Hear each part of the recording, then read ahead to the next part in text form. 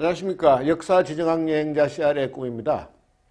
이번 주부터는 미국 여행을 시작하겠습니다. 현재 지구상에는 200개가 넘는 나라가 있습니다. 그 중에서 미국은 슈퍼 초강대국이라는 수식어가 붙는 유일한 나라입니다. 미국 이야기라고 이름 붙인 이번 시리즈 강의에서는 그러한 미국에 관한 거의 모든 것에 대해서 한번 살펴보겠습니다. 미국은 요즘 젊은 사람들 표현으로 하면은 넘사벽의 나라입니다. 넘을 수 없는 4차원의 벽이라는 뜻입니다. 또 이제 미국에 대해서 사기 캐릭터라는 표현도 씁니다. 사기가 아니라면 현실에서는 있을 수 없는 그런 나라라는 뜻입니다. 길게 잡아야 400년 남짓, 또 독립 이후부터 따지면은 250년도 채 안 되는 나라가 도대체 어떻게 해서 슈퍼 초강대국이 됐고 그 넘사벽의 사기 캐릭터가 됐느냐, 우선 그것에 대해서 한번 알아보겠습니다. 결론부터 먼저 말씀드리면은 제 생각은 운이었다고 생각을 합니다. 겹치고 겹친 행운, 그것이 오늘의 미국을 만들었습니다. 이 동전 던지기를 했을 때 한쪽 면만 연거푸 6번, 7번 이렇게 나오는 것은 굉장히 드문 일입니다. 그렇다고 완전히 불가능한 것도 아닙니다. 미국이 그랬습니다. 자의반 타의반으로 여러 차례 동전 던지기를 했는데 그럴 때마다 한쪽 면, 자신들이 원하는 대로 좋은 쪽으로만 나왔습니다. 북미 대륙에 처음 유럽 이주민들의 발걸음이 닿기 시작한 이후 오늘날에 이르기까지 400여 년의 세월 동안 거의 모든 경우에서 행운이 반복됐습니다. 첫 번째 행운은 북미 대륙이 처음 개척될 때 현재 미국 땅을 영국이 차지했다는 겁니다. 영국, 북미 대륙 개척의 최후의 성자입니다. 1492년에 콜럼버스가 유럽인의 관점에서는 전혀 새로운 땅인, 존재조차도 몰랐던 땅인 아메리카 대륙을 발견했습니다. 그래서 이제 유럽 사람들은 그걸 신대륙 발견이라고 했습니다. 하여간 그 후에 남아메리카는 당시에 이제 해양 강국, 그러니까 신대륙을 발견했던 스페인하고 포르투갈의 차지가 됐습니다. 근데 이제 북미 대륙 개척에는 유럽의 다른 나라들도 경쟁적으로 가세했습니다. 스페인은 북미 개척 때도 선봉했었습니다. 스페인 계통의 이제 콩키스타도르들, 그러니까 소위 정복자들은 이제 플로리다 쪽으로 이렇게 올라와 가지고 미국의 이렇게 남쪽을 거의 차지했습니다. 프랑스 탐험가들은 현재의 이제 캐나다 퀘벡 쪽으로 들어와 가지고 퀘벡 쪽으로 들어와서 이 미시시피강 수계를 따라서 미국의 중부를 탐험하면서 거기에 이제 이 깃발을 꽂았습니다. 그 다음에 이제 영국은 대서양에서 이렇게 들어와서 이제 에팔레치아 산맥이 있는 이 에팔레치아 산맥과 대서양 사이를 이제 영국이 선점했습니다. 그러니까 지금의 미국 동부 지역이죠. 그러니까 스페인과 프랑스, 영국이 현재 이제 미국 땅을 이제 초창기 3대 세력을 이루었습니다. 거기에 이제 세계 최초로 동인도 회사를 세웠던 네덜란드 상인들도 가세했습니다. 지금 요즘 현재 뉴욕 지역에 뉴 암스테르담을 세웠습니다. 그리고 이제 스웨덴은 자기들도 북미의 한 귀퉁이를 차지하겠다면서 지금의 이제 델라웨어 지역에 이 뉴스웨덴을 만들었습니다. 그렇게 이제 유럽의 여러 나라가 현재 미국 땅에 빨대를 꽂았는데 결국은 이제 우리 모두가 아는 바대로 최후의 성자는 영국이 됐습니다.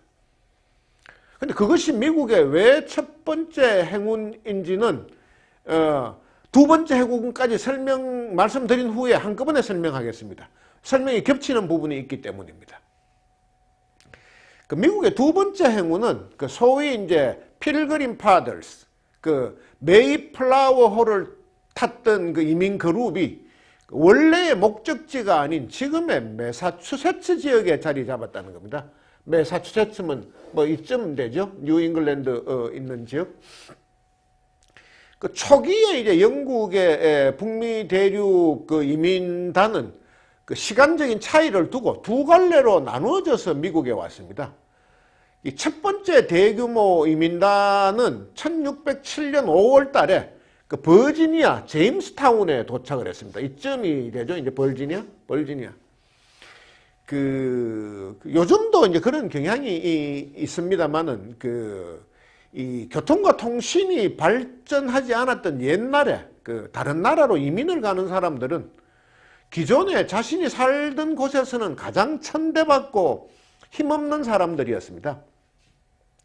원래 살고 있던 곳에서 살던 곳에서 잘 살고 있으면은 굳이 낯설고 물선 또 옛날에는 한번 떠나면 살아생전에는 다시 고향을 찾기가 굉장히 어려웠습니다. 근데 그런 이민의 길에 나설 이유가 별로 없었습니다. 그러니까 당연히 버지니아 제임스타운 이쪽으로 처음에 이제 이민을 오는 그 주류를 이룬 사람들도 영국에서는 전과자나 불황자, 빈민 등등 영국의 최하층민들이었습니다. 근데 이제 그들이 그냥 자기들은 개인적으로 올 힘이 없었고 그 영국 왕실로부터 버지니아 개척의 그 특허권을 얻은 그 영국의 귀족과 부자 이런 사람들이 그런 빈민층을 고용해가지고 이제 이민단을 만든 겁니다. 신대륙 개척에 이제 그들을 앞장 세운 겁니다. 근데 이제 처음에 이쪽에 왔을 때 당연히 많은 사람들이 기아와 질병으로 죽어 나갔습니다. 처음에 100몇 명이 왔는데 한 해 만에 절반 이상이 죽었습니다. 그래도 이제 런던에 있는 지휘부는 계속해서 신규 이민자들을 뽑아서 공급해서 보냈습니다. 그러니까 결국은 이제 몇 년 후에 버지니아 이민자 그룹은 환금작물이라고 그러죠. 돈으로 맞바꿀 수 있는 그 담배 재배에 성공해가지고 그 후로는 이제 개척지를 사방으로 이렇게 넓힌 겁니다. 근데 그에 반해서 이 버지니아 이민 그룹보다 13년 늦게 1620년에 메이플라워호를 타고 떠난 영국 사람들은 이 왕실 종교인 성공회와의 갈등을 피해서 조국을 떠난 종교 난민, 소위 청교도 그 퓨리탄들이 많았습니다. 주로 그 사람들이었고 나머지는 이런저런 개인적인 이유로 이제 이민길에 나선 사람들이 그 메이플라워호에 탑승을 했습니다. 근데 원래 이 사람들은 그 메이플라워를 타고 온 사람들은 어디쯤 오기로 했느냐? 이쯤 이제 그러니까 버지니아와 지금 자기들이 최종적으로 자리를 잡았던 이 매사추세츠의 중간쯤에 현재로 치면은 뉴욕 최하단부 정도에 원래 자리를 잡기로 하고 떠났었습니다.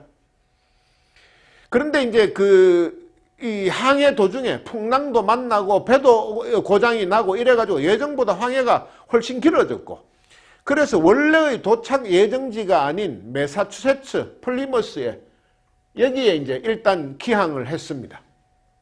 근데 벌써 11월이 됐고 날씨가 많이 추워지기 시작했고 항해를 계속하기에는 여러모로 어려웠습니다. 그래서 이제 그냥 이곳에서 살자. 여기에 한번 뿌리를 내려보자. 이렇게 합의를 했습니다. 그러면서 이제 그럼 배에서 내리면 우리가 어떻게 살까? 그래서 정착촌을 만들면은 이런 원칙으로 살자 약속을 하고 그것을 문서로 남기고 배에 있던 성인 남성 모두가 서명을 했습니다. 그것이 이제 그 유명한 메이플라워 서약입니다. 메이플라워 서약.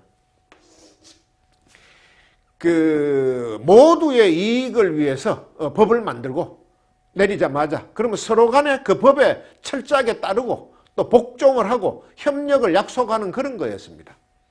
그리고 뭔가 중요하게 결정해야 될 문제가 또 생기면은 다수결 투표를 통해서 결정한다 하는 것도 그 서약에 집어넣었습니다. 그러니까 인류 역사상 시민 모두가 참여하고 그 서명한 계약에 의해서 새로운 사회 질서가 만들어진 첫 번째 경우입니다. 이 메이플라워 서약이. 오늘날의 미국 민주주의, 나아가서는 전 세계의 민주주의 뿌리가 이 메이플라워라는 배 안에서 만들어진 겁니다. 그것이 1620년 11월 11일의 일입니다. 근데 이제 청교도가 주축이 된 그 이민 그룹들이 그냥 이곳에 정착해서 살자고 한 이 매사추세츠는 원래 자신들이 가기로 했던 버지니아 북쪽, 그 다음에 이제 뉴욕의 최하단부, 그 펜실베니아 바로 위, 거기 보담도 위도상으로 훨씬 북쪽이었고, 훨씬 더 추웠고, 그 땅조차도 아주 척박해서 농사도 잘 되지 않았습니다. 겨우 그냥 입에 풀칠만 한 정도로 그렇게 해서 살았었습니다. 그러니까 이제 시간이 흐를수록 그 사람들은 농사보다도 상공업 쪽에 더 관심을 기울였습니다. 그리고 원래 자신들의 이민 목적이 이제 종교의 자유를 찾아서 떠난 것이었던 만큼 그 배에서 내리자마자 제일 먼저 한 게 학교를 세운 겁니다. 그 자녀들이 신앙교육을 위해서 신학교를 많이 세웠습니다. 그때 세워진 신학교들이 오늘날 하버드, 예일 등등 세계적 명문대학의 전신입니다. 그러니까 사회가 점점점 커지면서 그 철학도 가르치고 과학도 가르치는 등등 이제 종합대학으로 발전한 겁니다.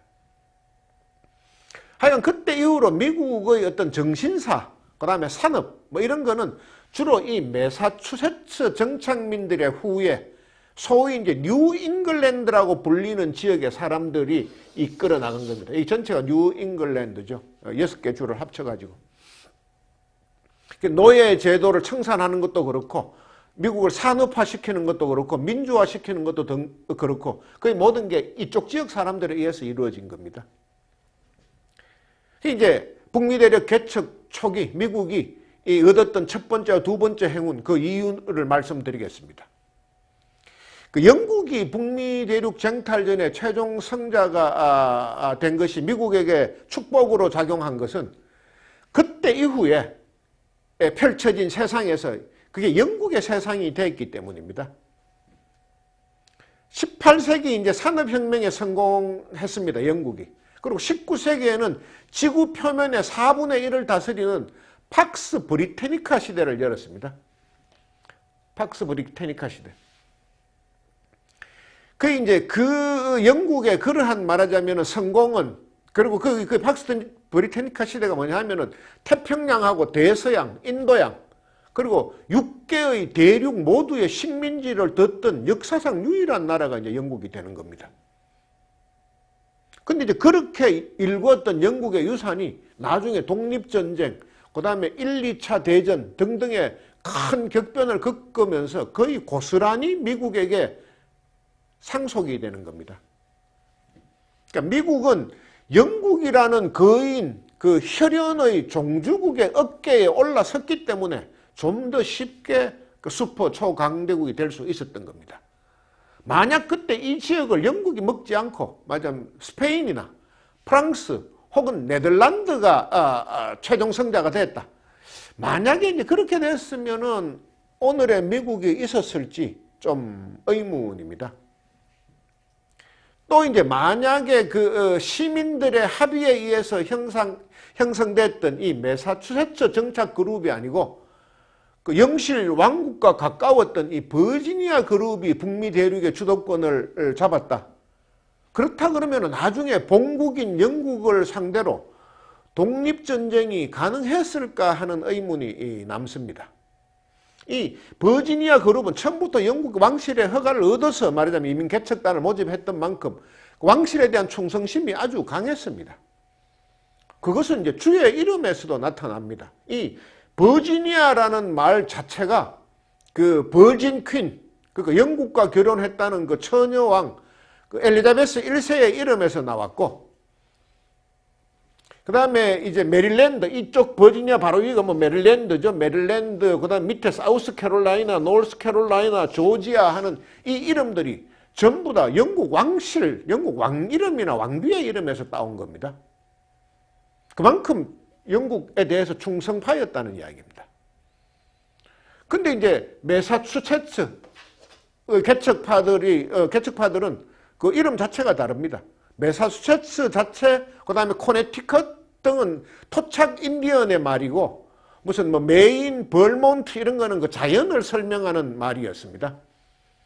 그러니까는 왕실하고는 별 관계가 없다, 이런 그 자유로웠다 이런 이야기가 됩니다. 그리고 만약에 이제 여기 버지니아로 들어왔던 이 사람들이 계속해서 그 만약에 미국을 이끌었다 하면은 미국의 산업이 이제 그 농업 국가로 남았을 가능성도 배제할 수 없습니다. 그러니까 지금의 막 아르헨티나나 브라질 같은 형태가 됐을 수도 있습니다. 그러면 이제 미국의 산업화하고 민주화는 훨씬 늦게 뿌리를 내리거나 혹은 아마 영구히 뿌리를 내리지 못했을지도 모른다. 그러니까 역사상 최초로 시민 모두가 참여한 자율계약인 메이플라워 서약도 애당초 없었을 가능성이 높다. 이제 이런 겁니다. 그래서 행운이라고 이야기를 하는 겁니다. 그 다음에 이제 미국이 가진 어떤 세 번째 행운은 뭐냐? 이제 세 번째 행운은 독립전쟁을 전후해서 벌어졌던 여러 가지 일들입니다.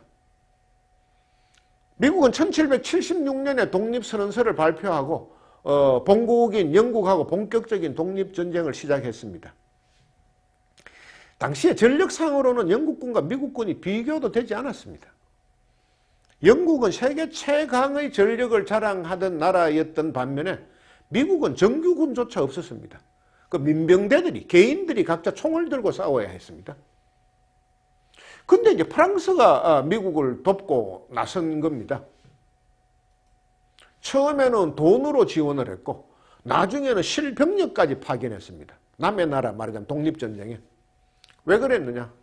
영국이 잘 되는 것은 죽어도 볼 수 없었던 프랑스가 자신들의 기둥뿌리를 뽑아가면서까지 이제 이 미국을 도와준 겁니다. 엄청난 전비를 말하자면 지원을 했습니다. 근데 그게 이제 나중에 프랑스 왕실의 재정 부담으로 이어졌고 결국은 얼마 후에 있었던 프랑스 대혁명의 그 한 원인으로 작용을 했습니다. 하여간 영국하고 프랑스 관계는 정말로 연구 대상입니다. 그 노르망디공 윌리엄이 이제 영국을 정복한 이후에 오늘날에 이르기까지 1000년 동안 영국과 프랑스는 수시로 싸우고 화해하고 그걸 반복하고 있습니다. 근데 희한한 거는 자신들끼리는 그렇게 박터지게 싸우면서도 다른 나라가 그 나라를 공격하고 지배하는 것은 용납하지 않습니다. 서로가 서로를 좋아해서 그렇다기보다는 입술이 없으면 이가 시리다 하는 차원에서 아마 그렇게 하는 것 같습니다. 하여간 영국과 프랑스는 역사상 최고의 라이벌이 아닌가 싶습니다. 어쨌든 이제 미국은 독립전쟁에서 승리를 거둬가지고 독립했는데 이제 그 과정에서 오늘의 미국, 그 넘사벽의 만화 캐릭터 미국을 만드는데 결정적으로 기여한 두 명의 인물이 등장합니다. 그 시절 미국에 그 사람들이 있었다는 것 자체가 미국의 행운이었습니다. 그 독립과 건국 시기의 미국을 말하면은 가장 먼저 떠오르는 인물이 이제 조지 워싱턴, 벤자민 프랭클린, 토마스 제퍼슨 등등입니다. 조지 워싱턴은 독립군 사령관을 지냈고 또 초대 대통령을 했습니다. 그 벤자민 프랭클린은 프랑스 군뿐만 아니고 유럽의 여러 나라들로부터 그 독립전쟁에 지원을 얻어냈습니다. 그 나라들을 참전시키기도 했습니다. 그리고 토머스 제퍼슨은 독립선언서 초안을 만들었고 나중에 그 사람이 3대 대통령을 지낼 때는 프랑스로부터 루이지애나를 사들이기도 했던 인물입니다. 그러니까 모두 대단한 업적을 세운 사람에 틀림이 없습니다. 근데 저는 그 사람들보다도 토머스 페인이라는 사람하고 알렉산더 해밀턴이라는 이 두 인물을 미국 독립과 건국의 진정한 영웅이라고 생각을 합니다. 이 미국 전쟁의 독립전쟁의 도화선에 불을 붙인 사람이 토머스 제퍼슨이고 오늘의 미국이 있도록 미국 청사진을 그린 사람, 설계한 사람이 알렉산더 해밀턴입니다. 이 토마스 페인이라는 사람은 영국 사람입니다. 근데 왕이 다스리는 나라, 왕정을 아주 싫어했습니다. 그래서 미국에 건너왔습니다. 올 때 이제 벤자민 프랭클린의 초청을 받아서 왔습니다. 미국에 오자마자 얼마 있지 않아서 상식이라는 제목의 책을 썼습니다. 커먼 센스입니다. 제목이. 두 가지가 키포인트였습니다. 첫째는 미국이 독립해야 한다는 거였습니다. 미국 같은 대륙이 영국 같은 조그만 나라의 지배를 받는다는 것은 말이 안 된다. 태양이 달의 지배를 받는 거하고 비슷하다. 이렇게 이야기를 했습니다. 또 만약에 이제 독립전쟁이 일어났다. 그러면 미국이 이긴다. 영국은 너무 멀리 있기 때문에 보급하고 군사충원 등 모든 면에서 그 자기 땅에서 싸우는 미국 측이 훨씬 유리하다. 결국은 미국이 이긴다. 이렇게 이야기를 했습니다. 그 책에서. 그 다음에 두 번째 키포인트는 만약에 미국이 이겨서 새 나라를 세울 경우에 왕이 다스리는 나라 따위는 필요 없다. 왕이라는 존재는 뭐냐? 어쩌다 태어나 보니 이미 왕이 돼 있는 사람들이다. 그러니까는 자기 본인이 할 줄 아는 거는 아무것도 없고 아무짝에도 쓸모없고 스스로의 능력으로는 정말 뭐 제대로 말하자면 옷 하나 갈아입을 줄 모르는 잉여인간이다.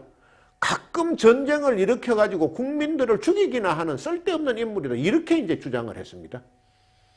그러니까 왕은 뭐 신이 세운 사람이다 하는 왕권 신수설 따위는 이제 완전한 허구다. 그걸 오히려 성경을 인용해서 공박했습니다. 정말 통렬하게 공박을 했습니다. 지금이야 토머스 페인의 생각이 상식이지만은 그때는 전혀 그렇지 않았습니다. 혁명적인 생각이었습니다. 이 본국인 영국하고 싸운다? 더구나 영국에게 이길 수 있다 하는 것은 대부분의 보통 사람들은 꿈도 꾸지 못했던 생각입니다. 또 왕이라는 것을 잉여인간이라고 성토하는 것 역시도 정말 그 당시로서는 상상 밖의 이야기였습니다. 그러니까 토머스 페인의 책 커먼센스, 상식은 제목만 상식이지 실제로는 내용은 혁명적이었습니다.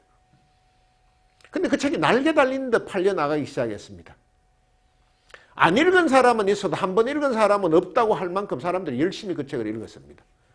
또 문맹이어서 못 읽는 사람은 있어도 못 들은 사람은 없다고 할 정도였습니다. 그 당시 미국에는 문맹자가 굉장히 많았는데 그럼에도 불구하고 이 책은 수십만 부가 팔려나갔고 이 책을 읽은 사람들은 그 내용을 글씨를 모르는 사람들에게 이야기를 해줬습니다. 근데 내용이 굉장히 간단하고 심플했기 때문에 이야기해주기도 쉬웠습니다. 그러니까 당시에 미국에 있던 모든 사람들에게 내용이 전해졌고 그 사람들은 간결하면서도 설득력이 강한 그 이론에 완전히 이제 감복했습니다. 동화됐습니다. 그래서 영국과 한번 붙어보자 하는 그 독립전쟁의 기운이 아주 전국적으로 불타오르기 시작했습니다. 도화선에 불을 붙였다. 그 이야기입니다. 토머스 페인이 독립전쟁이라는 이제 도화선에 불을 붙였다면은 알렉산더 해밀턴은 유나이티드 스테이츠 오브 아메리카라는 오늘의 이제 미국을 만든 그 설계도 하고 청사진을 그렸습니다. 원래 조지 워싱턴의 북한 출신입니다. 근데 그때부터 국정 설계를 미리 그렸던 사람입니다. 원래 미국은 독립전쟁에 승리할 때까지 한 나라가 아니었습니다. 13개 주의 연합이었습니다. 여기에 조그만 게 13개가 그냥 뭉쳐 있었습니다. 각 주마다 독립된 의회가 있었습니다. 그 이제 독립전쟁에서 이기고 나니까 많은 주들은 이제 각자 나라가 돼서 제 갈 길로 가자고 했습니다. 각 주들이 이제 한 나라가 되는 거죠. 그때 그래서는 안 된다. 만약에 그렇게 하면 다른 나라의 침략을 받을 가능성이 높다. 다시는 다른 나라의 침략과 간섭을 받지 않으려면 힘 있는 나라가 돼야 되고 그 13개 주가 한데 뭉쳐서 연방국가를 만들어야 된다. 이렇게 강력하게 주장했던 사람이 바로 알렉산더 해밀턴입니다. 대통령제를 실시해야 된다. 그리고 연방은행을 만들어가지고 화폐를 통일해야 된다. 13개 주가 같은 돈을 써야 된다. 그리고 각 주 사이에 거래를 할 때도 연방은행을 통해서 서로 간에 장사를 아주 쉽게 할 수 있도록 만들어줘야 된다. 이렇게 강력하게 주장을 했는데 그 주장들이 이제 그 founding fathers, 그 독립의 아버지들한테 그 사람들이 설득을 당한 겁니다. 그래서 연방제를 채택했습니다. 주정부에 대해서 연방정부가 더 강한 힘을 갖는 그런 제도. 그 밖에도 알렉산더 해밀턴은 정말 많은 일을 했습니다. 그가 그린 대로 미국이 만들어졌다 하는 말이 결코 과장이 아닙니다. 그러니까 역대 대통령이 아니면서 미국의 집회 모델이 된 사람이 유의한 인물이 있는데 그 중에 한 사람이 바로 해밀턴입니다. 지금 $10 지표의 모델입니다. 그 해밀턴은 그 인생 이야기 자체가 이야기거리가 무궁무진합니다. 그러니까 세계사를 통틀어서 10손가락 안에 꼽힐 만큼 태어나서부터 죽을 때까지 파란만장한 인생을 살았습니다. 이 두 인물에 대한 자세한 이야기는 이번 시리즈 강의 중에 독립과 건국의 주역들 편을 말할 때 더 자세하게 말씀드리겠습니다. 하여간 그 집회에 유의한 인물이라 그랬는데 다른 한 명은 벤자민 프랭클린입니다. $100 지폐의 모델입니다. 어쨌든 미국이 가진 네 번째 행운, 그거는 남북전쟁에서의 북군의 승리였습니다. 그 남북전쟁이 일어나기 직전에 당시 이제 남부주들은 나라를 쪼개자고 했습니다. 이제 북부주는 안 된다고 했습니다. 그 남부주는 주로 이 버지니아 이민 그룹의 후예였었고, 북부주는 매사추세츠 이민 그룹의 자손들이었습니다. 이 북쪽. 그러니까 이 남부주는 또 흑인 노예제는 계속 유지돼야 된다고 이야기를 했고, 북부주는 폐지해야 된다고 이야기를 했습니다. 이 남부주는 물건을 싸게 사기 위해서 유럽에서 오는 공산품에 대해서 관세를 물려서는 안 된다고 했고, 이 북부주에 사는 사람들은 유럽에서 오는 공산품에 대해서 관세를 높게 물려야지 미국 내의 산업이 더 발전한다, 이렇게 주장했습니다. 하여간 사사건건 대립했습니다. 남부의 주장처럼 차라리 나라를 쪼개는 게 더 편하지 않을까 하는 생각이 들 정도였습니다. 그래서 결국 전쟁이 났는데 북부주가 이겼습니다. 만약 그때 남부주가 이겼다 그러면은 미국의 모습은 오늘날하고 많이 다를 겁니다. 유럽처럼 막 쪼개져 있다든지, 어쨌든 여기에 수많은 나라가 생겨났을 가능성이 많습니다. 팍스 아메리카나 같은 건 없었다는 이야기가 됩니다. 미국의 이제 다섯 번째 행운은 유럽의 전쟁입니다. 유럽은 전쟁의 땅입니다. 로마 제국 때부터 2차 대전이 끝날 때까지 유럽은 조용할 날이 별로 없었습니다. 근데 유럽은 전쟁을 했다 하면은 1대1로 싸우는 게 아니고 때를 지어 싸운다는 겁니다. 뭐 연합국, 삼국연합, 삼국동맹, 무슨 연맹, 무슨 동맹, 늘 그런 식입니다. 그러니까 전쟁이 일어났다 하면 거의 모든 나라가 참전하고 전쟁의 피해도 거의 모든 나라에 미칩니다. 그러니까 십자군 전쟁 이후부터 1000년 동안 지속되고 있는 전통입니다.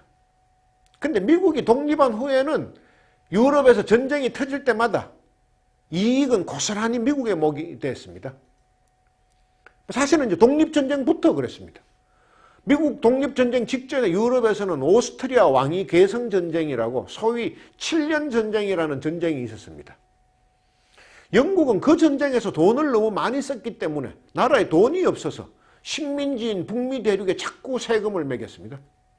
그래서 북미 대륙의 사람들에게 독립할 명분을 줬습니다. 대표 없는 곳에 세금 없다. No taxation without representation. 그 유명한 말이 그때 만들어졌습니다. 대표 없는 곳에 세금 없다. 우리 세금 못 내겠다. 프랑스는 또 그 전쟁에서 졌기 때문에 앙심을 품고 미국의 독립을 지원한 겁니다. 그리고 그 얼마 후에 미국 유럽에서는 또 나폴레옹 전쟁이 벌어졌습니다. 그 덕에 미국은 그 당시에 자국 땅의 면적과 거의 같았던 당시 프랑스 왕들이었던 루이들의 이름을 붙인 루이들의 땅, 루이지아나를 헐값에 살 수 있었습니다. 그리고 이제 또 크림 전쟁이 또 일어났습니다. 조금 있다가. 영국과 러시아의 싸움이죠. 그 크림 전쟁의 여파로 인해서 미국은 러시아로부터 알래스카를 구입할 수 있었습니다. 유럽에서 전쟁만 났다 하면 미국이 덕을 보는 그런 상태였습니다. 그리고 무엇보다도 1차, 2차 대전을 통해서 유럽 국가들이 서로 간에 죽고 죽이는 싸움을 하는 동안에 미국은 어마어마한 전쟁 물자를 팔아먹을 수 있었습니다. 미국이 세계 최강대국으로 부상하는 계기가 됐습니다. 물론 이제 2차 대전 같은 경우에는 미국도 참전해서 적잖은 인명피해를 입기도 했습니다만은 거기에 참전했었기 때문에 미국은 전성국의 지위를 얻었습니다. 이긴 나라. 명분이 생긴 겁니다. 그때부터 지금까지 미국은 명실상부한 단독 유일의 슈퍼 초강대국이 될 수 있었습니다. 또 이제 소위 브레튼 우즈 체제라는 것을 만들어 가지고 세계 유일의 기축통화, 결제를 모두 달러로 한다는 그런 나라가 됐습니다. 정말 최고의 파워죠. 하여간 처음에 말씀드렸던 대로 미국은 이제 북미 대륙이 개척되기 시작한 이후 지금까지 수많은 동전 던지기에서 거의 항상 최선의 결과를 거뒀습니다.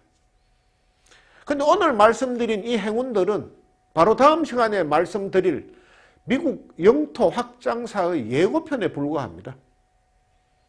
흔히 이제 미국 땅을 인류 역사가 시작된 이후 최고의 지정학적 위치라고 하는데, 미국 땅이 도대체 왜 그렇게 가치가 있는 것이고 도대체 어떤 절차를 통해서 그만한 땅을 얻게 됐는지, 그건 바로 다음 시간에 말씀드리겠습니다. 오늘은 여기까지 하겠습니다. 감사합니다.